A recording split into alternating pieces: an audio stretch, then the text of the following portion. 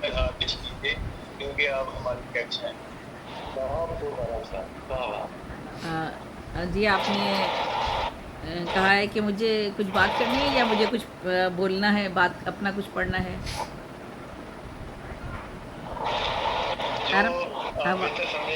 اچھا، ایک تو ابھی ڈاکٹر شبیر بھائی نے کہا نا ایک زمانے میں جو جوتوں کا تھا اس پر میں ایک شعر خیر جوتوں والا سنا دیتی ہوں۔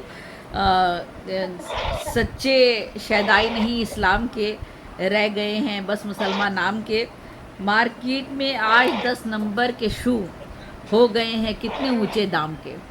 یہ جو جوتے اچھالے گئے تھے نا، یہ اس 10 نمبر کا جوتا تھا۔ مارکیٹ میں آج 10 نمبر کے شو ہو گئے ہیں کتنے اونچے دام کے۔ اور میں اپنا وہ چھوٹا سا پاؤں کی جوتی کے حوالے سے بھی خیر نظم ہے، لیکن بہرحال بہت اچھا تبصرہ کیا شبیر بھائی نے بھی اور نجمہ عثمان صاحبہ نے بھی۔ میں لاسٹ ٹائم میں نے ایک مکتوب تھا، چونکہ نجمہ عثمان صاحبہ کہہ رہی تھی کہ میں مکتوب پیش کروں گی، تو آج ہم نے اگر انہوں نے نہیں پڑھا تو انشاءاللہ سنیں گے انہیں۔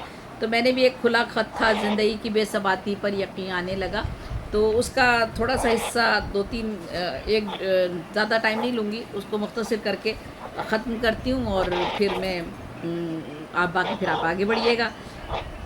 یہ میں نے جو پچھلے لوگ شامل نہیں تھے اس پروگرام میں، تو میں نے یہ ایک خط لکھا تھا اپنے رشتہ داروں کو لکھا تھا جب میرے شوہر ہاسپٹل میں داخل تھے اور ان کا دل کی سرجری ہوئی تھی، ہارٹ کی۔ تو اس حوالے سے روزانہ کے جو معاملات تھے اور تفصیلات تھی وہ میں درج کر رہی تھی اور وہی میں نے پھر ان کو بیان کی تھی۔ تو بالکل اب ہم اختتام پر آ گئے تھے، لیکن چونکہ لمبا تھا تو میں نے اس کو آدھا ہی تقریباً درمیان میں چھوڑ دیا تھا۔ تو اینڈ کرتی ہوں۔ بہرحال اس وقت رات کا 1:45 بجا ہے، تفصیل ابھی جاری ہے، یوں تو موت اور زندگی کے مابین چند لمحوں کا فاصلہ ہے جو سانسوں کا ناطہ ہے، چند لمحوں کا فاصلہ ہے جو سانسوں کا ناطہ ہے، لیکن بعض اوقات چند سانسوں کا حصول بھی کس قدر دشوار ہو جاتا ہے، یہ صرف وہی جان سکتے ہیں جو اس تجربے سے گزر رہے ہوں۔ بروز پیر 28 فروری، آج اقبال کے آپریشن کا تیسرا دن ہے۔ سارا دن میری یہ کوشش رہی کہ میں اقبال کو ICU میں زیادہ سے زیادہ سیال خوراک پہنچاتی رہوں، اور اس کوشش میں کافی حد تک کامیاب بھی رہی۔ دن میں 2-3 مرتبہ میں نے ان تک چائے پہنچائی، انہوں نے ایک آدھ بسکٹ بھی کھایا۔ ان کا بدن کافی ٹھنڈا تھا، چہرے پر تکلیف اور تھکاوٹ کے آثار نمایاں تھے۔ آکسیجن اور اخراج کی مشین لگی ہوئی تھی، ہاتھ، سینے، کاندھے، کلائی میں بھی ابھی تک ٹیوب اور سرنج لگی ہوئی تھی، جس کی وجہ سے وہ خود کھانے پینے سے معذور تھے۔ جلال اسپتال کے ملازم اور طاہر بٹ، منور، مشتاق اور ہما کے شوہر رئیس کی مدد سے میں نے اقبال تک رسائی حاصل کی، کیونکہ وہ ICU میں تھے، وہاں جانا منع تھا۔ آج بھی اسپتال میں ایک خاتون کا انتقال ہو گیا۔ ڈاکٹر سرجری کر کے OPD میں جا کے بیٹھ گئے، حالت غیر ہو گئی اور وہیں آپریشن تھیٹر میں انتقال ہو گیا۔ ملک کے معروف ہارٹ سرجن رحمان اسپتال میں خود بہت کم کیس کرتے ہیں اور اپنے دیگر اسسٹنٹ کو وہ حکم دیتے ہیں، ڈاکٹر اختر، ڈاکٹر سلمان کو ہدایت کرتے جاتے ہیں کہ آپریشن کروانے سے پہلے جتنے بھی معاملات ہیں وہ طے کرتے ہیں، یعنی سینہ کھولنا ہے اور باقی سب چیزیں کرنی، یہ سارے کام دوسرے سینئر ڈاکٹر کرتے ہیں۔ خاص کر جنرل وارڈ کے مریضوں کا تو سرجن رحمان صرف والو اور شریان وغیرہ ہی کی پیوند کاری کرتے ہیں۔ یہ مرحلہ آدھے گھنٹے کا ہوتا ہے، جبکہ باقی تمام کام یہ اسسٹنٹ پروفیسر انجام دیتے ہیں۔ پچھلے ہفتے سرجن رحمان کا ایک آپریشن جنرل وارڈ کی مریضہ فوزیہ کا منگل کو ہوا، ان کی بھی بلیڈنگ شروع ہو گئی۔ پھر دوبارہ آپریشن تھیٹر لے جا کر سینہ دوبارہ کھول کر خون کو بند کرنے کا طریقہ اپنایا گیا۔ آج اس کا 8واں دن ہے، حالت غیر ہے، 3 مرتبہ آپریشن تھیٹر گئی ہیں، کل بھی 8 بوتل خون دیا گیا ہے۔ 6 دن کے بعد ڈاکٹر نے 50-50 چانس کا کہا ہے۔ یہاں ایک اور مریض اسحاق صاحب بھی تھے، ان کے ساتھ بھی ایسی ہی صورتحال پیش آئی اور ان کا سینہ بھی دوبارہ کھولا گیا۔ میں آج بھی دن بھر اقبال کے ساتھ مصروف رہی، مجھے خود کھانے پینے کا ہوش نہ تھا، نہ بھوک تھی نہ پیاس۔ آج تیسرا دن ہے، بس زہر مار کرتے تھے۔ رات کو نوید کے ساتھ جا کر نیچے سے کباب روٹی لائی تھی، وہی تھوڑی سی ابھی کھائی ہے۔ اب میں آخری کی طرف جا رہی ہوں۔ آج چوتھا دن ہے، آپا اور جمالی صاحب نے آنے کو کہا ہے، بچیاں بھی گھر سے آتی ہیں، انہوں نے راستہ سمجھ لیا ہے، اکیلے آنے جانے کی ہمت کر لی ہے۔ واپسی میں بس میں بٹھا دیتی ہوں، آپا اب گھر پر ہیں کیونکہ عمر، بڑھاپے اور بیماری کی وجہ سے بار بار ان کے لیے بسوں سے اترنا اور چڑھنا مشکل ہے۔ 2-3 مرتبہ ٹیکسی سے آئی ہیں، لیکن یہ اخراجات روزانہ تو برداشت نہیں کیے جا سکتے۔ میں نے آرٹیکل لکھنے کے لیے کافی مواد اکٹھا کر لیا ہے۔ 9 مارچ 2095 کی بات ہو رہی ہے۔ آج 17 تاریخ کی بات کرتی ہوں، دوپہر کا وقت ہے۔ رات کو اسپتال کے یونین کے سربراہ معراج خٹک سے میری ملاقات ہوئی۔ انہوں نے مجھے اقبال سے اندر لے جا کر ملوا دیا، پھر وہ ہمارے وارڈ میں کاؤنٹر پر آ کر بیٹھ گئے۔ تقریباً رات 1 بجے تک اسٹاف ثریا اور معراج صاحب سے اسپتال کے معاملات اور مسائل پہ میں بات چیت کرتی رہی۔ بہت سے نہا گوشے اور اسپتال کے معاملات مجھ پر آشکار ہو گئے، جن سے مجھے آرٹیکل لکھنے میں کافی مدد ملے گی۔ ویسے 25 دن اسپتال میں رہ کر، مریضوں سے مل کر، ڈاکٹروں اور اسٹاف سے بات چیت کر کے، مشاہدے اور تجربے سے جو معلومات میں نے اکٹھا کی ہیں، ان پر الگ سے ایک تفصیلی مضمون لکھ رہی ہوں، جس میں ایک مضمون دل کے امراض اور ان کے اسباب سے متعلق معلوماتی ہوگا، تاکہ قاری امراض دل کے بچاؤ کی تدابیر اختیار کر سکے۔ دوسرا مضمون اسپتال کے مسائل، معاملات، بدعنوانیوں اور مریضوں کی پریشانیوں سے متعلق ہوگا۔ اسپتال کے ایک صاحب نے مجھے کچھ ثبوت اور تصاویر بھی فراہم کر دی ہیں۔ اسپتال کی حالت بہت خراب ہے، لفٹ خراب ہے، ادویات نہیں ہیں، ڈاکٹروں کی مریضوں کے ساتھ عدم دلچسپی، بے اندازہ اموات، آپریشن کے بعد دیکھ بھال غیر تسلی بخش، اور آپریشن کے لیے مریض کا سینہ کھولنے اور بعد میں سینے کی سٹیچنگ کے مراحل، چونکہ بڑے سرجن خود انجام نہیں دیتے اور نہ اپنی نگرانی میں یہ کام کرواتے ہیں، اسی لیے بلیڈنگ اور ری اوپننگ کے سبب مریض جان سے ہاتھ دھو بیٹھتے ہیں۔ یہاں مجھے معلوم ہوا کہ اسپتال میں 4 آپریشن تھیٹر ہیں۔ سرجن محمد رمضان اور سرجن عزیز جمال نقوی آپریشن کے کیس لیتے ہیں، اور ان دونوں سرجن کے اپنے ذاتی اسپتال پشاور میں بھی ہے۔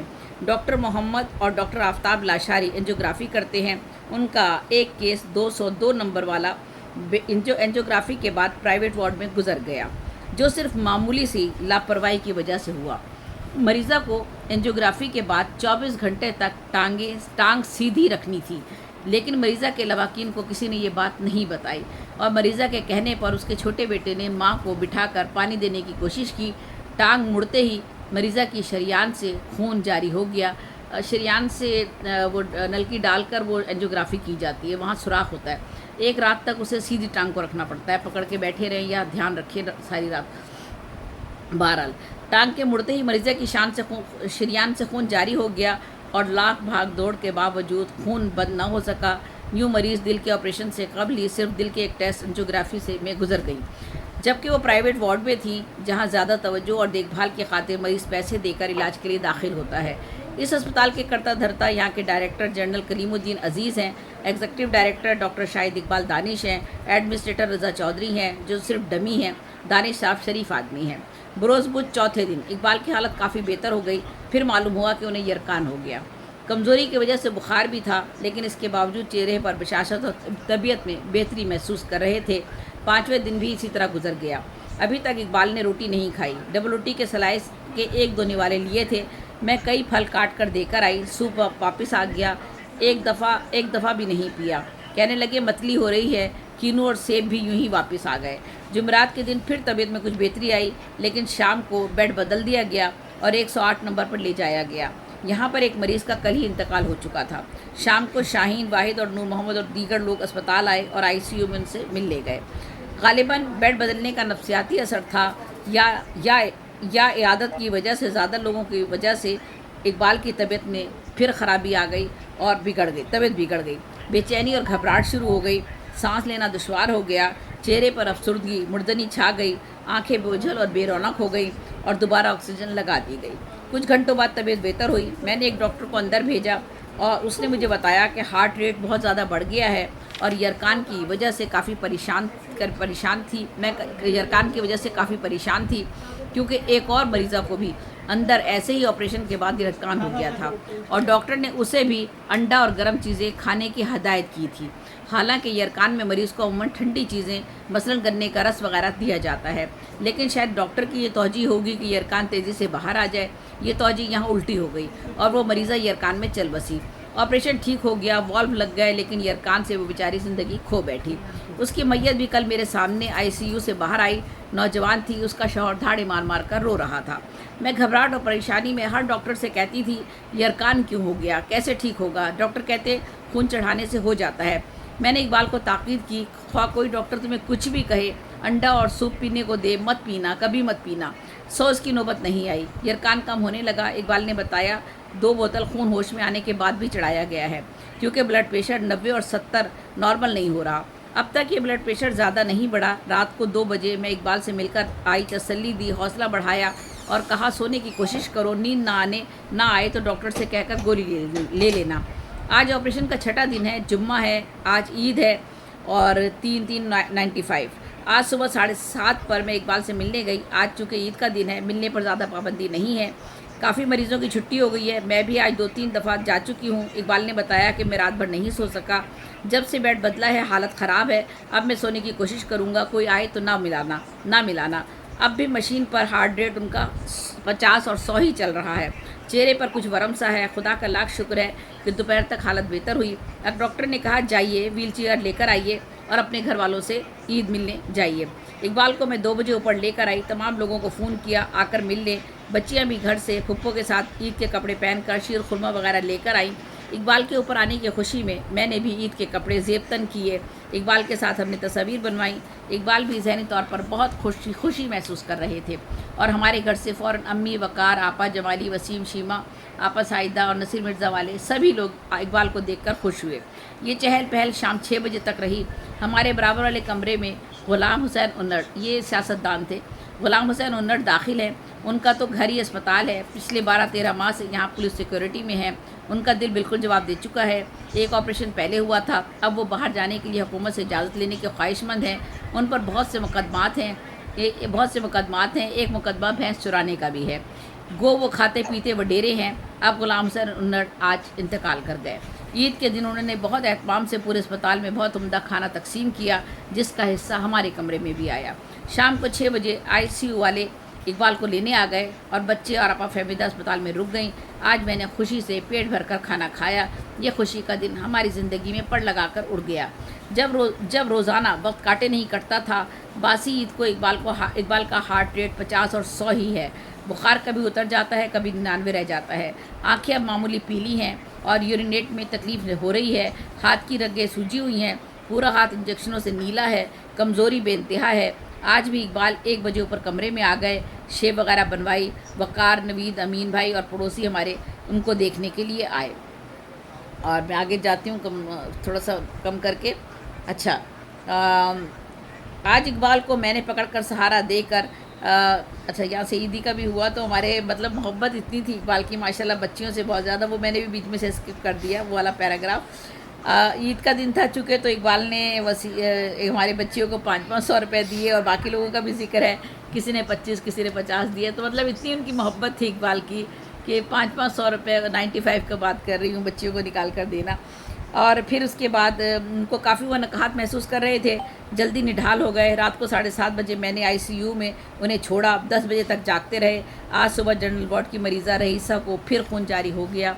इनके ऑपरेशन को 7वां दिन था। इस रात फिर ICU लाया गया। उनका सुनकर मेरा दिल फिर घबराने लगा। आंखों से आंसू रवां हो गए और खुदा से दुआ मांगी कि हमें और इस अस्पताल में दाखिल तमाम मरीज़ों को जल्द अज जल्द सेहत कामिला अता फरमाकर सबको अपने घरों में बाखैर व आफियत पहुँचा। आज इकबाल को 8वां दिन है। आज भी छुट्टी है। आज का दिन खैरियत से गुजरा। अब इकबाल को मुस्तकिल तौर पर कमरे में शिफ्ट कर दिया गया है। फौजिया जिसका ऑपरेशन इकबाल से 1 हफ्ते कबल किया गया था, आखिरकार अपने खालिक के खिड़की से जा मिली। उनका भाई धाड़े मार मार कर रोता रहा। जवान बहन 18 साल ज़िंदगी से मुंह मोड़ गई। ये जनरल वार्ड की मरीज़ा थी। 3 दफ़ा दाखिल किया गया था, लेकिन कोई ना कोई बहाना बनाकर उसका ऑपरेशन टाल दिया जाता था और इसी इसना में उसके 2 वाल्व बिल्कुल ही तबाह हो चुके थे। बहुत कमज़ोर हो गई थी। मैंने जाकर तसल्ली भी दी थी। 3 दफ़ा दाखिले के दौरान उसके घर वालों ने जो ऑपरेशन के लिए खून जमा कराया था वो भी ब्लड बैंक वालों ने रख लिया था और ना वापसी हुई ना ही पैसे मिले। ये इंतहाई गरीब लोग थे, बहुत मुश्किल से इलाज करवा रहे थे। इसी दौरान एक और मरीज़ा फहमीदा के 2 वाल्व 1.5 लाख के बाहर से मंगवा कर लगा दिए गए। वो भी अल्लाह को प्यारी हो गई। मिसेज़ नौरानी जो कमरा नंबर 212 में गालिबन थी, वो भी ब्लीडिंग की वजह से इस जहान फ़ानी से कूच कर गई। एक और साहिबा भी हमारे सामने इंतकाल कर गई। अलगरस इतनी नाकामी में अल्लाह को हमारी कामयाबी भी मकसूद थी। इकबाल काफ़ी ठीक हो गए और ऑपरेशन के 12वें दिन उन्हें छुट्टी मिल गई और टाँके भी खुल गए और हम अपने घर आ गए। बहुत शुक्रिया। کیا بات ہے، بہت پراثر تحریر ہے، بہت پراثر، دل کا اثر کرنے والی.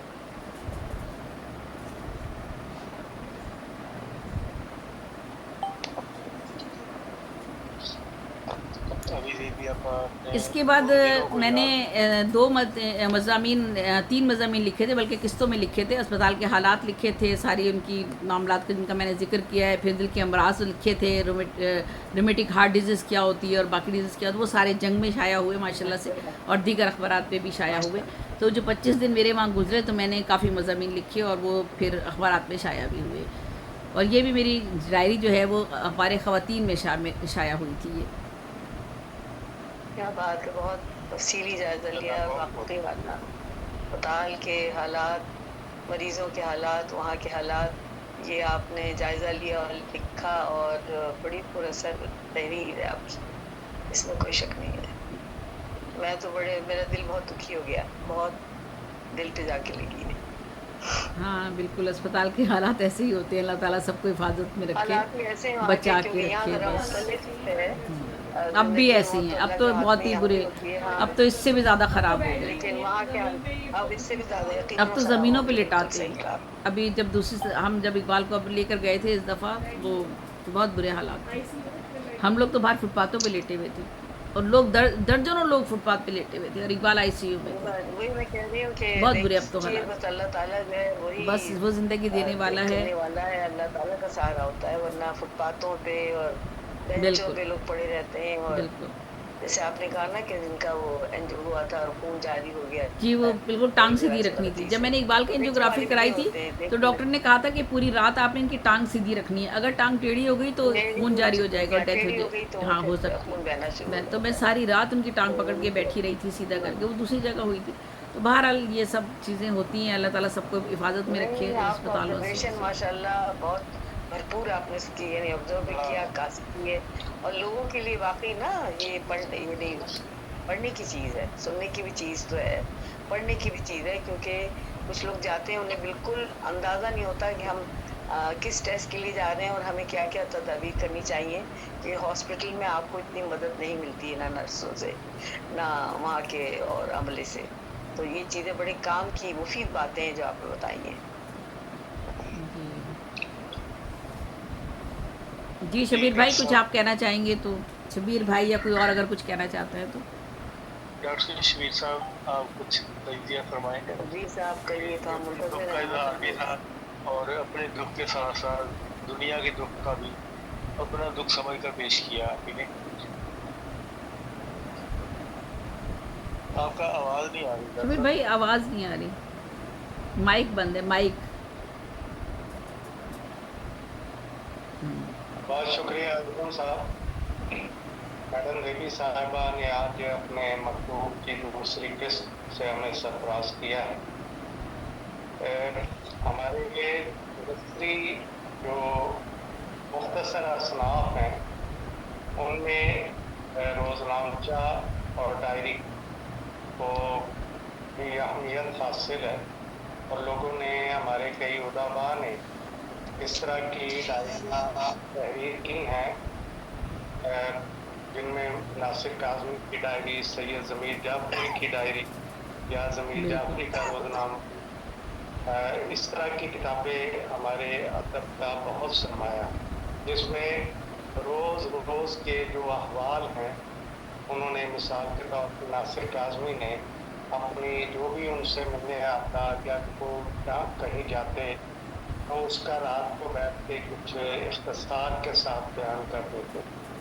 تو میڈم نے تو یہ ذوق بھی تھی سنائی ہے، میں سمجھتا ہوں کہ یہ کوئی ان کا انفرادی تخلیقی عمل ضرور ہے، لیکن ایک شوہر کے ساتھ جو بیتی ہے انہوں نے اس سے اپنی ذات پہ بتایا، اور پھر اس درد کو، اس مشاہدے کو اور اس مطالعے کو، انسانی ہمدردی کو، دکھ کو انہوں نے جس طرح اپنی تحریر میں سمویا وہ بہت اہمیت کا حامل ہے.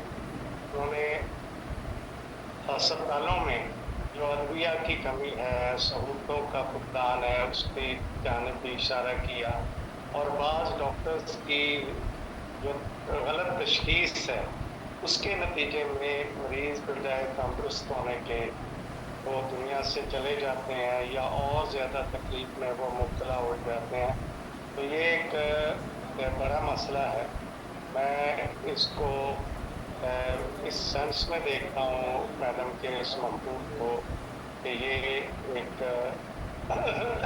हॉस्पिटल में बैठ के या हॉस्पिटल से घर आने के बाद ये जो तासुरात हैं, जो महसूसात हैं, जो जज्बात हैं, उनको मिला जुला के उन्होंने एक मकतूब की शक्ल दी है। और डायरी जो लिखने का रवाज हमारे यहाँ कम है, लेकिन कई लोग लिखते हैं, वो छपी नहीं है, लेकिन कम है जो छपी है। उसमें मकतूब के रंग में डायरी लिखने का मैं समझता हूँ शायद क्रेडिट मैडम जेपी को जाता है। आपका बहुत शुक्रिया। बहुत शुक्रिया। अभी ये अब्बा के बहुत अच्छा तजुर्बा प्रोफेसर डॉक्टर मोहम्मद नवाज कमल साहब भी हमारे दरमियान मौजूद हैं। हमारे लिए आज खुशी शिरकत है उनकी।